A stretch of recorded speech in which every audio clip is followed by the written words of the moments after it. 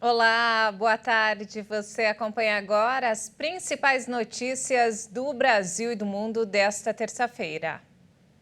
Eu começo essa edição com as manchetes dos sites dos principais jornais do país. Na Folha de São Paulo, Biden testa míssil nuclear. Putin acusa Estados Unidos de provocarem a China. Líder russo afirma que Washington semeia o caos e quer nova OTAN na Ásia-Pacífico. E agora o Estadão, nova frente fria derruba temperaturas em São Paulo e deve trazer neve para o sul. Mínimas podem chegar a menos 6 graus na Serra Gaúcha e no Planalto Sul de Santa Catarina. E no Valor Econômico, empresas buscam credores para renegociar pagamento de dívidas. O número de empresas que precisaram se sentar à mesa com credores está em alta diante do aumento das taxas de juros e da inflação. E, por fim, o Globo, corpo de soldado que desapareceu há 38 anos é encontrado nos Himalaias. Disco de identificação do Exército ajudou no reconhecimento. E olha só, o Produto Interno Bruto brasileiro avançou no segundo trimestre. A economia nacional entre os meses de abril e junho foi estimada em mais de 4,5 bilhões de reais. O monitor do PIB da Fundação Getúlio Vargas indicou que a economia brasileira cresceu 0,1% em junho e fechou o segundo trimestre com alta de 1,1%. A estimativa é que a produção da economia nacional entre os meses de abril e junho tenha somado 4 bilhões e 600 mil reais. Na comparação anual, a economia cresceu 3% no segundo trimestre e 2,7% em junho. De acordo com o levantamento, o consumo das famílias e a formação bruta de capital fixo de capacidade produtiva futura justificam o crescimento do PIB no trimestre. Os estímulos do governo aplicados à economia, como a liberação do FGTS e a redução dos preços de alguns produtos considerados essenciais, também impulsionaram um efeito positivo no curto prazo. O consumo das famílias cresceu 1,8% no segundo trimestre, comparado ao primeiro, e 0,3% em junho em relação a maio. No trimestre, todos os componentes do consumo cresceram e o maior destaque continua sendo o consumo de serviços. Mais de 245 mil motoristas de táxis começaram a receber hoje o auxílio taxista do governo federal. Os profissionais recebem agora as parcelas referentes aos meses de julho e agosto. Nesse primeiro pagamento, os taxistas recebem as duas primeiras parcelas de R$ 1.000, pagas pelo Ministério do Trabalho e Previdência. Com isso, nesta primeira etapa, mais de 245 mil motoristas de táxi de todo o Brasil vão receber R$ 2.000.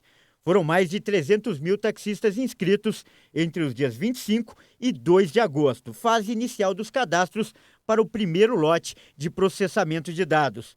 Já os profissionais que enviaram as informações até esta segunda-feira podem receber as duas parcelas de julho e agosto no segundo lote de pagamentos, que está previsto para o dia 30 de agosto. O volume de recursos destinados ao benefício soma 490 milhões e 400 mil reais. Os valores vão ser creditados em conta poupança social digital, aberta automaticamente pela Caixa em nome dos beneficiários, com movimentação pelo aplicativo Caixa Tem. Não há necessidade de cadastro ou de envio de dados de contas para o depósito. Caso o beneficiário não movimente a conta em até 90 dias, os recursos depositados devem ser recolhidos ao Tesouro Nacional.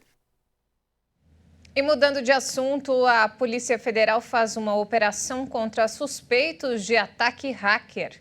Sites do governo federal foram alvos de criminosos cibernéticos no final do ano passado.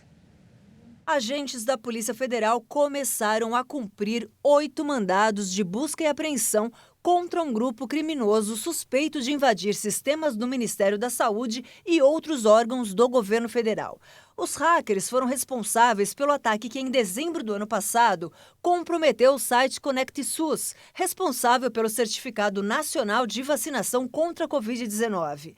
A ação acontece em 4 estados: Paraíba, Minas Gerais, Paraná e Santa Catarina. Segundo a PF, o objetivo da operação batizada de Dark Cloud é avançar na apuração dos envolvidos que integram uma organização criminosa transnacional dedicada à prática de crimes dessa natureza contra entidades públicas e privadas no Brasil, Estados Unidos, Portugal e Colômbia.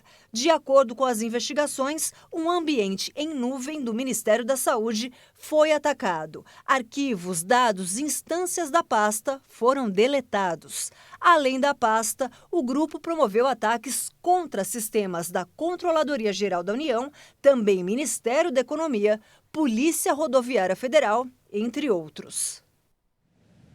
Falando sobre saúde, mais de 30% dos pacientes de Covid-19 apresentam problemas neurológicos. Estudo brasileiro mostra como o coronavírus afeta o cérebro, causando perda de memória, depressão e ansiedade.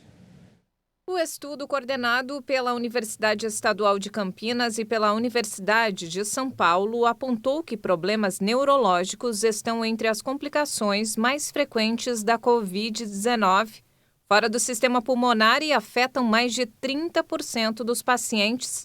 A perda de memória, falta de concentração e atenção, raciocínio lento, sonolência, fadiga excessiva, ansiedade, depressão, dificuldades com linguagem e outros prejuízos cognitivos e cerebrais podem ser efeitos da doença.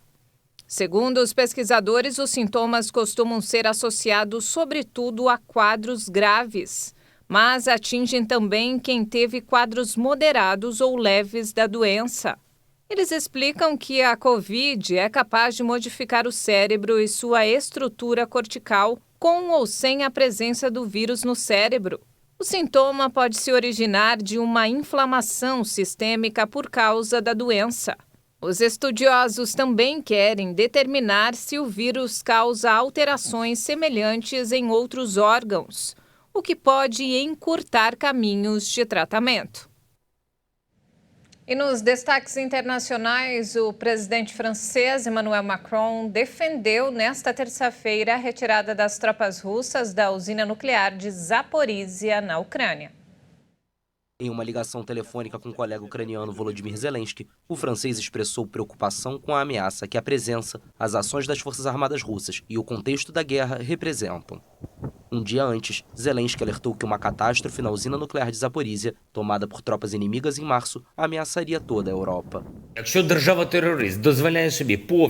Se um Estado terrorista se permite ignorar completamente as demandas da comunidade internacional, e ainda mais em uma questão tão sensível, isso indica claramente a necessidade de ação imediata.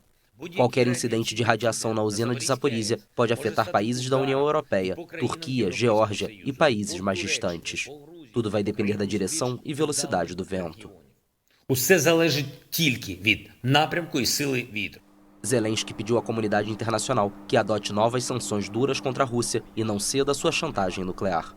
A usina, a maior instalação nuclear da Europa, foi tomada por tropas russas no início de março, logo após o início da ofensiva na Ucrânia. Desde o final de julho, Zaporizhia tem sido alvo de várias ações militares, enquanto Moscou e Kiev acusam um ao outro dos bombardeios. Os combates na central levantaram temores de uma possível catástrofe nuclear e foi objeto de uma reunião de emergência do Conselho de Segurança da ONU na última semana. Nesta terça, o secretário-geral da ONU, Antônio Guterres, confirmou que vai viajar para a Ucrânia ainda esta semana. A primeira parada vai ser em Lviv, onde vai se reunir com o presidente turco Recep Tayyip Erdogan e o colega ucraniano Zelensky. Na sequência, o diplomata português desembarca na cidade de Odessa na sexta-feira e depois segue para a Turquia. A China surpreendeu ao cortar taxas de juros após decepção com dados econômicos. A segunda maior economia do mundo escapou por pouco de uma contração no segundo trimestre, abalada por restrições rigorosas contra a Covid. A taxa de juros dos empréstimos de um ano caiu 10 pontos, a 2,75%. A segunda maior economia mundial teve uma recuperação na atividade empresarial graças ao fim de algumas restrições sanitárias em junho, mas perdeu força devido à insistência de Pequim em manter a política de Covid-0, que inclui confinamentos e quarentenas prolongadas. Em julho, a produção industrial chinesa subiu 3,8% em ritmo anual, abaixo do resultado de 3,9% de junho, informou o Escritório Nacional de Estatísticas. O comércio varejista cresceu 2,7% em ritmo anual, contra 3,1% em junho, enquanto o desemprego urbano caiu para 5,4%. As vendas no varejo possivelmente ficaram estagnadas devido a algumas interrupções provocadas pela Covid e ao impacto nos consumidores pelos problemas do mercado imobiliário, disse Julian Evans, economista para a China da Capital Economics. E não temos mais tempo, essa edição fica por aqui. Mais informações ao longo da nossa programação. Obrigado pela companhia e um ótimo fim de tarde para você. Até mais.